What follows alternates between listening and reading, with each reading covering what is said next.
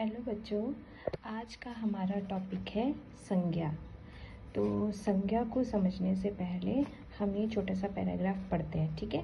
इसमें क्या बोला गया है, आज सुमित का जन्मदिन है। सान्या, गगन, अजय सभी उसके लिए तोहफे लेकर आए हैं। माँ ने सबके लिए स्वादिष्ट व्यंजन बनाए हैं। सान्या ने सुमित को पौधा उपहार में दिया। उसके घर में अनेक पौधे हैं। पौधा पाकर सुमित बहुत खुश हुआ। सान्या 6 महीने पहले ही उनके स्कूल में आई थी। सभी ने मिलकर हंसी खुशी से जन्मदिन मनाया।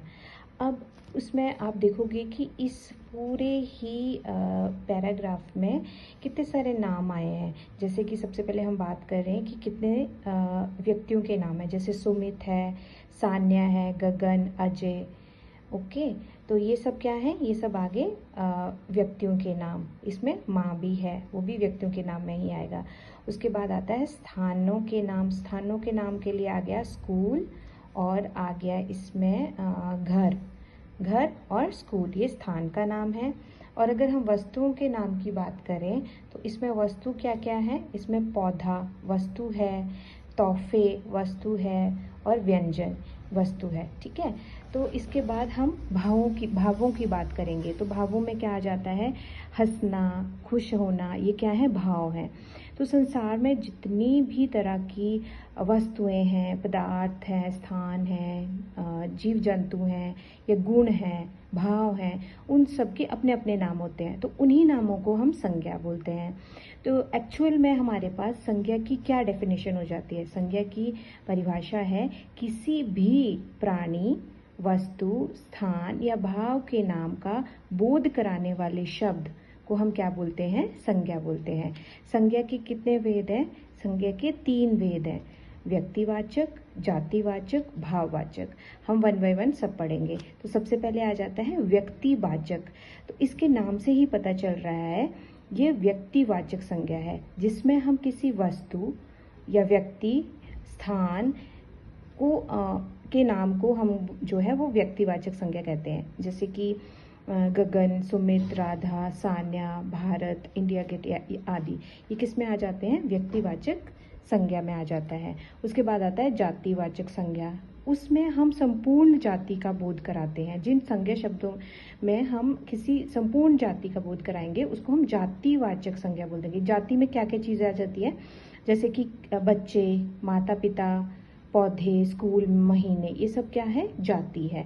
उसके बाद आता है भाववाचक संज्ञा, जिसमें हम किसी व्यक्ति, स्थान या किसी वस्तु के गुण, दोष, दशा या अवस्था का ज्ञान कराते हैं, उसको हम भाववाचक संज्ञा कहते हैं। इसमें हम आ जाएगा बचपन, बुढ़ापा, ईमानदारी, हंसी, खुशी, सच्चाई, भूख, सुगंध, खुशबू, चढ़ाई, ऊंचाई, लिखाई, ये सब क्या है, भाव है। इसके बाद हमारा आ जाता है, अब हम इसमें से मेन पॉइंट्स को उठाते हैं। हमने तीनों पढ़ लिए, तीनों इसके भेद कौन कौन से हैं, व्यक्तिवाचक, जातिवाचक और भाववाचक। तो हमारा इस पूरे चैप्टर का क्या निचोड़ निकला कि किसी प्राणी, वस्तु, स्थान अथवा भाव के नाम को संज्ञा कहते हैं। संज्ञा के 3 भेद हैं, व्यक्तिवाचक, जातिवाचक या भाववाचक। और किसी व्यक्ति, वस्तु अथवा स्थान के नाम को हम व्यक्तिवाचक संज्ञा कहते हैं। संपूर्ण जाति के बोध को कराने के लिए हम उसको जातिवाचक बोलेंगे। और किसी के व्यक्ति, वस्तु या स्थान के रंग, गुण, दोष, दशा या अवस्था को बताने वाले शब्दों को भाववाचक कहेंगे, ठीक है। यहाँ पे कुछ अभ्यास भी दिया हुआ है। अगर आपने वीडियो को ध्यान से सुना होगा तो आपको इनके आंसर्स मिल जाएंगे, लेकिन मैं आपको इसमें से जो ये है MCQs हैं वो मैं कराने में हेल्प कर सकती हूँ। जैसे भाव का नाम, कूड़ेदान, चिप्स, जोश या ताजमहल है। अब अभी हमने पढ़ा कि वो क्या करता है, भाव को प्रकट करता है।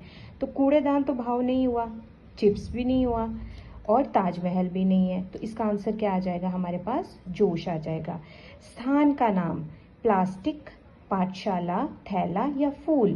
प्लास्टिक तो वस्तु है, थैला भी वस्तु है, फूल को भी हम एक तरह से वस्तु की कैटेगरी में लेके चलेंगे। तो स्थान कौन सा आ जाता है, पाठशाला।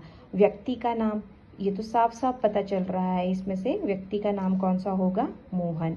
और वस्तु का नाम क्या आ जाएगा, वस्तु का नाम आ जाता है इसमें टेलीविज़न। टेलीविज़न क्या है? वस्तु है, ठीक है। क्योंकि